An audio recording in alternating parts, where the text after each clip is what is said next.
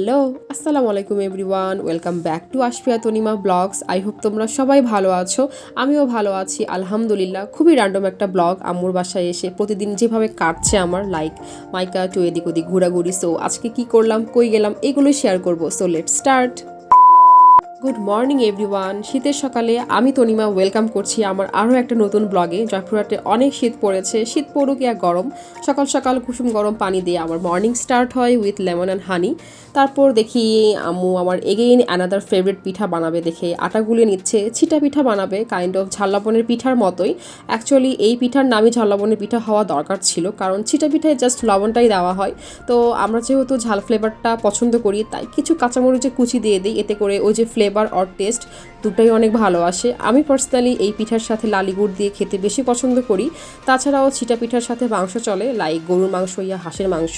আমি যেহেতু লালি গুড় দিয়ে খেতে পছন্দ করি, সো লালি গুড় দিয়েই চুলার পাশে বসে বসে অনেকগুলো খেয়ে ফেলছি। অনেক মজা, তোমরা যারা গুড় দিয়ে খাও না বা খাওনি ট্রাই করে দেখবা অবশ্যই। দেন চলে গেলাম নানু বাসায় আড্ডা দিতে। আসলে রায়ার জন্যই যাওয়া, বাসায় থাকতে চায় না, শুধু বেরু বেরু, তাই ছোট্ট বেবি সাহাবার সাথে খেলা করতে আসলাম। আমার মেয়ে তাকে অনেক আদর করে, চোখে গুঁতা দিয়ে আদর দিচ্ছে, দেখতেই পারতেছো।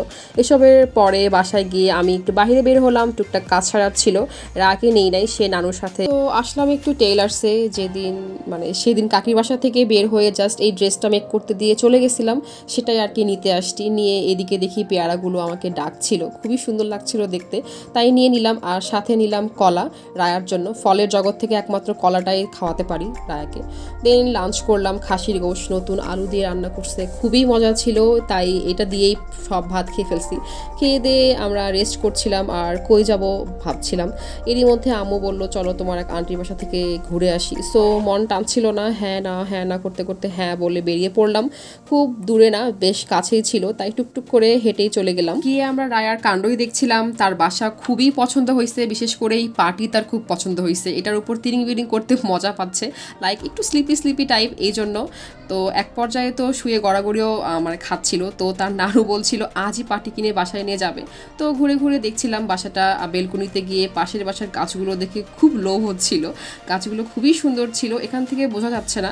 যাই হোক, এখানে এসে খুশি হওয়ার আরও একটা কারণ ছিল, এখানে এসে সে টিভি দেখতে পারতেছে, কার্টুন দেখতে পারতেছে। তো তা তো নানুর বাসায় হয় না, কজ আমি ডিশ কেটে দিয়ে ওয়াইফাই লাইন নিয়ে দিছি, কারণ আম্মু টিভি দেখে না, সিরিয়াল দেখে না, তাই আর কি। তো আমি আমার ফেসটা একটু দেখছিলাম আর ভাবছিলাম মায়ের বাড়িতে আর এদিক ওদিক দাওয়াত খাওয়াতে আমার মুখখানা ছোট গামলা থেকে বড় গামলা হয়ে গেছে, তাও স্টিল সুন্দর আছি, তাই না? I know, just kidding. এদিকে মেয়ে তিরিং বিরিং করতে করতে ঘামাই গেছে, তাই সোয়েটার খুলে ফেলছে। তারপর নাস্তা করলাম গরম গরম চিতই পিঠা আর সিঙ্গারা দিয়ে। দেন চাটা খুবই মজা ছিল। অ্যাকচুয়ালি চা লাভাররা চা পেলেই খুশি হয়ে যায়। রায়াও মজা করে চা খাইছে, আর ও টিভি রুম থেকে সরছেই না। আর এই চেয়ারটাও তার খুব পছন্দ হয়েছে। সবাই মিলে গল্প করছিলাম। আর সরি, আমি আন্টির ক্লিপ নিতে পারিনি, আন্টিও আম্মুর মতো একা থাকে আর তার ছেলে মেয়ে বাইরে থাকে। দেন এগেইন চিটা পিঠা ও লালিগুড়। আন্টি রাতে রান্নাবান্নার প্রিপারেশন নিচ্ছিল, তো অনেক জোর করে আটকানো হয়েছে, তাই ইনস্ট্যান্ট এই চিটা পিঠা করছে। তো আর না করিনি, আন্টি রাগ করছিল। তো গরুর গোশত দিয়ে খেলাম, খুবই মজা ছিল। খাওয়ার আগে বলিনি, পরে বলছি এই পিঠা আম্মু সকালে বানিয়েছিল। এই নিয়ে অনেক হাসাহাসি হলো, আর আন্টির অনেক আফসোস, কিছু খাওয়াতে পারলো না। আমি বলি হোয়াট, সত্যি। যাই হোক, এখন আমরা বাসায় যাচ্ছি, বের হয়ে গেছি রাইট নাও রিক্সায়। আস্তে আস্তে দেখি আমার কলেজটা চোখে পড়লো। রাকে দেখালাম দেখো মামার কলেজ। হুট করেই কেন জানি ইমোশনাল লাগছিল। এখন এই রোডটা অনেক অনেক চেঞ্জ হয়েছে, আর আম্মুকে বলছিলাম এই রোডটা আগে কত চেনা ছিল।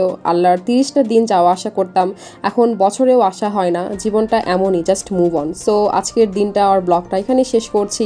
আল্লাহ হাফেজ, থ্যাঙ্কস ফর ওয়াচিং। শেষ।